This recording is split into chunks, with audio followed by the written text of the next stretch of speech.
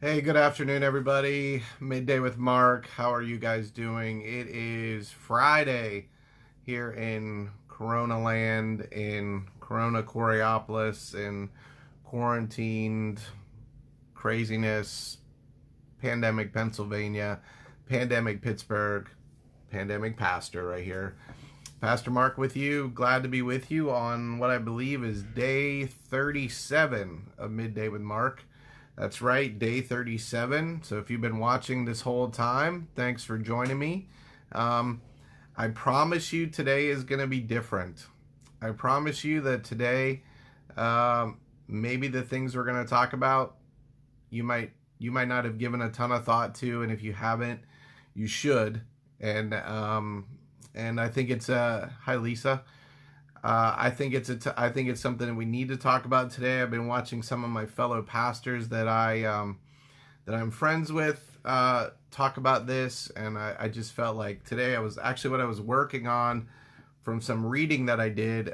Some of the things I was working on kind of was already leading me this way, and then watching some of the things that they were saying got me to think about it even more. So gonna be no pop today. We're gonna go straight to it and try to get through this pretty quick, or at least a little shorter than normal. So let me go over some. Let me preface this by saying that I'm not an expert on what I'm about to talk about, but I am a person that's done a lot of soul searching and thinking about my own faith and some of the things that my faith taught me, that my church upbringing, that were just downright not true. But also looking at my own status and place I am in life, not only who I am as looking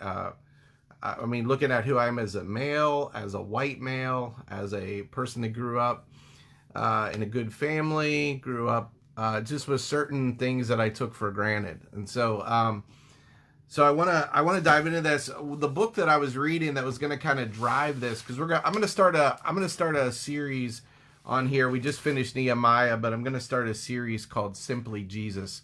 We're just going to look through the Gospels at things that Jesus did, and it's interesting as I grew in my own faith how a lot of things that I learned as a kid necessarily that my church taught from a certain slant or whatever weren't necessarily true, or avoided large parts of what Jesus actually came for. So if you would have asked me as a kid, why did Jesus come? Or even as a young adult, I would have probably told you that Jesus came to die for our sins, and that was about it. But over the last 15 years, so much of my faith has shifted and hopefully matured, and that I realize, yes, Jesus came to die for my sins, but that's not all Jesus came to do. And Jesus came to confront and to rip apart the ways of this world and to bring a kingdom. The number one thing he taught about was the kingdom. And there's certain things in the kingdom that have to happen. There's certain things in the kingdom that have to be there. And so I've been striving the last at least 20 years of my life to try to learn what it looks like to live in that kingdom. I was put onto this book by a friend of mine.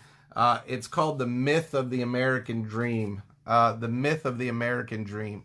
Hi, Paul. The Myth of the American Dream. It's written by a published by a very, very credible publishing house called InterVarsity Press. If you know anything about InterVarsity, very evangelical, very gospel-centered publishing house. And the author is D.L. Mayfield. She's a lady. See her picture right there. But let me give you something that she writes, which kind of may preface what we're getting into today. All right. So she wrote this. In this book, I will consider the narratives lying beneath the surface of so many easy answers that both American culture and American evangelicalism have given to the problem of suffering in an unequal and unjust world. I will attempt to show what it has been like to learn to practice the discipline of lament, and how I am being changed by my relationship to people who are exiles from the American dream, those who have no way to win or have been excluded from the very beginning. I will share how I have tried and failed and keep trying to live in opposition to what I've been told, even by the church, is best for me. The more I try to follow Jesus, the more I realize that if the gospel isn't good news for the poor, the imprisoned, the brokenhearted, and the oppressed, then it isn't good news for me either. Now, I grew up as a person who has never been oppressed, never been imprisoned, never been poor. I've been brokenhearted. But if the message of Jesus isn't good news for those people, then it isn't good news for me either. If it isn't good news for everyone, it isn't good news for anyone. And so a lot of what we have done in the church in America is we have ignored a lot of issues. And we have just dealt with sin as if that was the only thing that Jesus came. Now, personal sin, I'm talking about like your personal, not systematic sin, we haven't dealt with a lot of these things. So where am I going? Well, I've been listening to some of my fellow pastors, and I've been watching some of the things that they have said over the last day or two. And I've been especially listening to my African American friends who are pastors and what they have been speaking about in these last few days.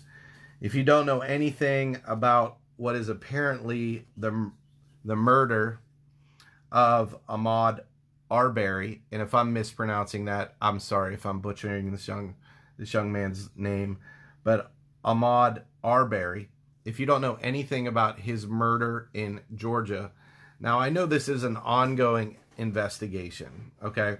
So I'm for due process, just like anybody else, that you are innocent till proven guilty. But if this all plays out as if it looks, then there are things that we seriously, again, need to confront in ourselves and realize that America, the country we live in, is not always equal for everybody. And if we live with our head buried in the sand and we think that it is, we have a serious problem. You know, you have heard me say, even from the pulpit, like I just said, I don't know anything about being oppressed. I don't know anything about being poor. I don't know anything about being black. I was born a white man. I'm a white male who grew up in a good family, who grew up protected from a lot of things. I know that there are certain things that have benefited me as a white male that haven't benefited those who are black or even women. And I don't have any problem saying that. I don't have any problem. It doesn't mean that I have to work. It doesn't mean I had to work any less hard. I'm totally secure in saying, look, I had to work hard. I had to take care of myself. It doesn't mean that none of those people do it. Like, come on, like grow up, and have an adult conversation about race, about inequality, and about the hard things without getting all upset, without getting overly worked up. Just have the conversation. Saying that somebody else has had a harder journey than you doesn't make your journey any less harder. It's not about you. It's not about you. It's letting go. It's being willing to listen. Like, as a white person, am I willing to listen to what my black brothers and sisters or Latino or whatever have to say to me? Have I heard them speak? And if the message that I'm preaching isn't good news for everybody, then it's not good news for anyone. Joy Ike is a friend of mine. She's an African-American singer. Sorry, I'm getting a little fired up. Joy Ike's an African-American singer. She's been to my church to sing. Her sister's name Peace Ike. Hi, Kathy. Her sister's name is Peace Ike, and she wrote this today on Facebook, and I want you to hear this. So I think we're all white people on here listening right now. I want you to hear this from an African American person. The saying that all lives matter needs to die. Christians, and she is one too, there is a reason why Jesus spent most of his ministry with the prostitutes, the poor, and the tax collectors. And it was because at that time, they were the ones who were marginalized and oppressed.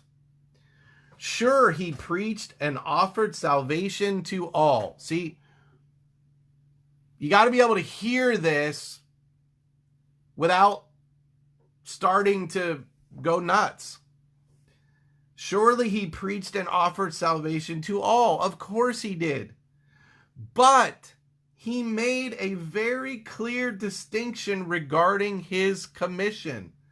The Spirit of the Lord is upon me because he has anointed me, that's Jesus, to bind up the brokenhearted, to proclaim freedom for the captives, and release from darkness for the prisoners.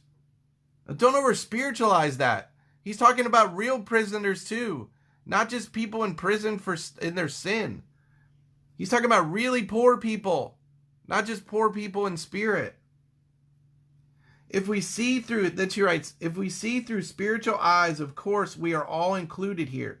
But we would be amiss to ignore the ways in which he spent his personal ministry. In essence, Jesus was saying to the Pharisees, the poor, the prostitutes, and the tax collectors, their lives matter, and that's who I will dine with. The common response of all lives matters is akin to the Pharisees saying, but Jesus, all lives matters. How silly would that have sounded at the time? Of course all lives matter, but Jesus pointed out the people who were oppressed and left out. Jesus, she writes, Jesus is our gold standard as to what true activism looks like. Inherently, we know that all lives matter, but when it comes to action, we are called to speak and minister to the area of greatest need. This is our commission. If this was Jesus's manifesto, it is yours too as a Christian. At least it should be. The death of this young black man is tragic. Tragic that we would still live in a place where this can happen. And so all of us as believers who are on the side of Jesus, we should all seek the same thing Jesus sought. And that is justice and freedom and release and the end of oppression for everyone. But when you start for everyone, look at the people who are still the least and start there. That's all Jesus is saying. That's all the black community is saying, is wake up. I love how my friend Ephraim Smith, again, another black preacher who is a friend of mine. I got to serve with Ephraim on a group called Youth Specialties. He wrote this today. I hope you're hearing this. He wrote this: the evangelical church. I'm an evangelical Christian. I believe that Jesus is the good news. I believe Jesus was the Son of God. I believe Jesus came for everybody. And to be evangelical, that simply means I want everybody to know that. I want to tell them the good news. That's what to be an evangelical should mean. That's what it really means. He says the evangelical church can no longer just preach about faith, family, relationships, values, and honoring its country. In order to have missional and biblical credibility. Oh, we're so big on the Bible as evangelicals, and we should be. But to have biblical credibility, it must also preach about racism, white supremacy, injustice, and oppression. Good news includes real news. I love what he says there. Good news includes real news. If you're on the side of Jesus, you're on the side of ending oppression everywhere, but you first have to realize where it is. And if you don't think there's still oppression in your own country, you are sadly mistaken. Are you willing to open up your heart? Open up the heart to what Jesus says. Now, I'm going to read you to close this out. Let me read you the actual passage in the book of Luke. Okay? Let me read you the book of Luke. Here is what Jesus says. And again, watch the response that he gets. It says, Jesus returned to Galilee. This is Luke chapter 4, verse 14. Jesus returned to Galilee in the power of the Spirit, the Holy Spirit, and news about him spread through the whole countryside. He was teaching in their synagogues, and everyone praised him. Start there. Everyone praised him. He went to Nazareth, where he had been brought up, and he goes to his hometown. I've been there. And on the Sabbath day, he went to the synagogue, as was his custom. He goes to church, okay? He stood up to read, and the scroll of the prophet Isaiah was handed to him. Unrolling it, he found the place where it was written. Now listen what he reads. He reads the words of Isaiah, okay? Old Testament prophet. The Spirit of the Lord is on me, because he has anointed me to proclaim good news to the poor. The poor. Not just the poor in spirit, the poor. People who are poor, okay? He has sent me to proclaim freedom for the prisoners. People in actual prison and people in spiritual prison, okay? And recovery of sight for the blind.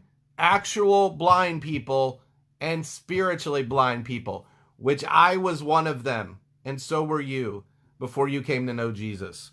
And all he's been doing is opening your eyes. This is what I strive in my life. Lord, open my eyes a little bit more today than they were yesterday. Open my eyes to set the oppressed free. Not just people oppressed by sin, but people oppressed by dictators, rulers, racism, injustice. That's what the kingdom of God does. To proclaim the year of the Lord's favor, that God is for them, that God's for you. Now look at the response. Then he rolled up the scroll, gave it back to the attendant, and sat down. The eyes of everyone in the synagogue were looking at him. He began by saying to them, "Today this scripture is fulfilled in your hearing." This is the beginning. He's saying, this is the beginning of the kingdom. I am announcing the kingdom that I'm bringing. This is what Jesus said. Notice they don't freak. Because what he's really saying is, I'm the Messiah. I'm the one. They don't freak. It says, all spoke well of him and were amazed at the gracious words that came from his lips. Isn't this Joseph's son? They asked. Everything is great right here. Do you notice this? Everything is great. But this story is going to take a massive turn. But it hasn't yet. But watch why it does. And you wouldn't have caught this, a lot of us, just by reading it. Jesus said to them, "Surely you will quote this proverb to me, 'Physician, heal yourself.' And you will tell me, 'Do here in your hometown what you have heard that you did in Capernaum.' Truly I tell you," he continued, "no prophet is accepted in his hometown. I assure you that there were many widows in Israel in Elijah's time, when the sky was shut for 3.5 years, and there was a severe famine throughout the land." He's telling you about a time from Elijah when there was a famine in the land of Israel. Yet Elijah was not sent to any of them. Guess what he says? Elijah wasn't sent to his own people. He says, but to a widow in Zarephath in the region of Sidon, a foreigner, someone different than them. And then he says this, and there were many in Israel with leprosy in the time of Elisha the prophet, yet none of them were cleansed. He didn't come for them. Only Naaman, and look how he's announced, the Syrian, the foreigner. Only Naaman was healed. He basically says to them, I'm not talking about you right now. I didn't come for you first. You're not the oppressed. You're not the captives, but I came for them. I'm a white person. Jesus came for me, absolutely. But he also came for my black brother and sister who's oppressed, and they know what oppression is. Look in your history books. They know what oppression is. Doesn't mean your struggle isn't tough. Doesn't mean you don't got to work hard. Doesn't mean they don't have to work hard. Doesn't mean they don't have to be responsible. Doesn't mean you don't have to be responsible. It's just what is. And pointing out the fact that Jesus came for the oppressed and the brokenhearted and the poor doesn't mean he didn't come for you. But guess what their reaction was? And when you start talking about this stuff, look, when I start talking about this stuff with some of my white friends, they have the same stinking reaction. They can't be mature enough to go, you know what? Maybe I should take a look at this. Maybe some of the things that I've assumed aren't correct. Maybe I should listen to my black brothers and sisters. Maybe I should listen to actually people who've been oppressed before I have an idea about oppression. Like I said, I started this. I'm not an expert, but I'm a learner. And I want to hear. So when Jesus says, I came for the foreigners, I came for the people that are on the outside, the people who are oppressed, listen what they do. All the people in the synagogue were furious when they heard this. They got up, drove him out of town, and took him to the brow of the hill on which the town was built in order to throw him off the cliff. Holy crap. They had outrage too. Man, we got to stop being outraged about things we shouldn't be outraged at. You know what they weren't outraged at? When he says, I came to set the captives free. I came to free those who are oppressed. I came for the brokenhearted. You know what they should have been outraged at? They should have went, you're right.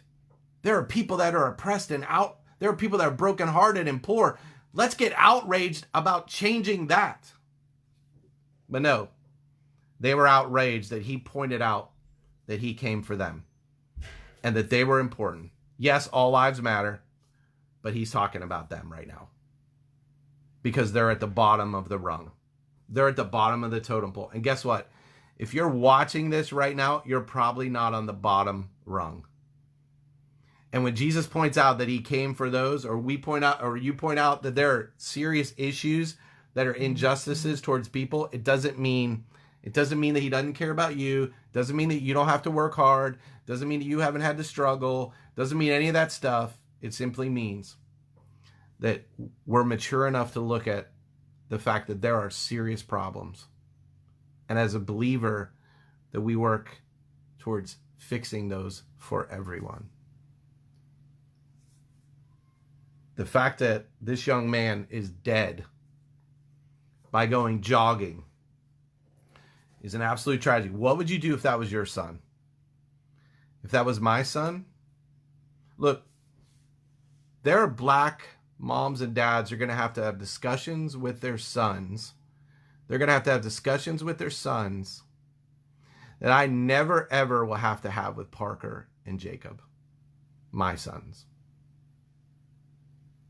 That ain't right. That ain't right. It doesn't mean my life doesn't matter. It doesn't mean my sons' lives don't matter. It's just simply pointing out where the injustice is, just like Jesus did. And I'm going to follow him. And if people don't like it, and if people can't hear this, without losing their mind because they have politicized it or they have whatever, so did they. They politicized it too.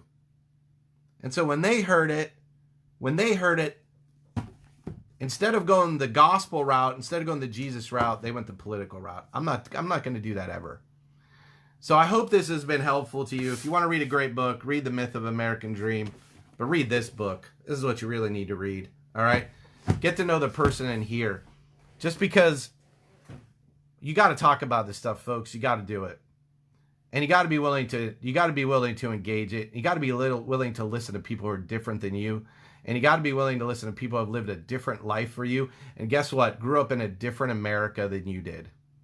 because I didn't grow up in the America that a lot of people grew up in. And I was lucky. I've won the lottery 1,000,000 times the way I got to grow up. And so I should take every advantage I've had. Like, this is what drives me crazy about people. If I've been given advantages, and you're ridiculous if you don't think you have been given advantages.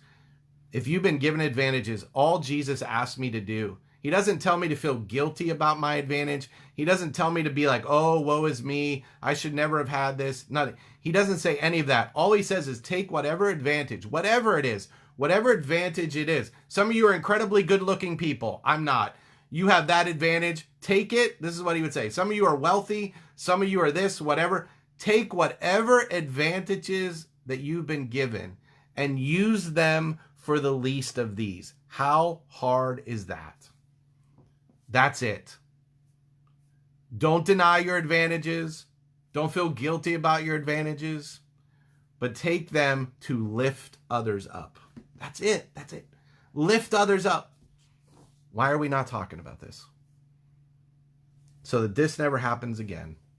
That some young man doesn't go out jogging and gets shot and killed. It's got to stop. And like a lot of other things. So thanks for listening to me today. A little different than normal. I hope this was helpful. I hope you're all doing well. Have a great weekend. I hope you wrestle with these things. Order this book on Amazon. I think you'll enjoy it. The Myth of the American Dream. We're going to go through it a little bit over the next coming week. And we're going to open up the Gospels and we're going to talk about what actually Jesus said to do. And what actually Jesus did, like today. I mean, that's his manifesto today, Luke chapter 4. Take care. Love y'all. Have a great day. Pray for this family. Pray for justice. Pray for the end of oppression as Jesus called us to do. So I hope you have a great weekend. Love y'all. It's been my privilege to speak to you. Thanks for listening. Bye.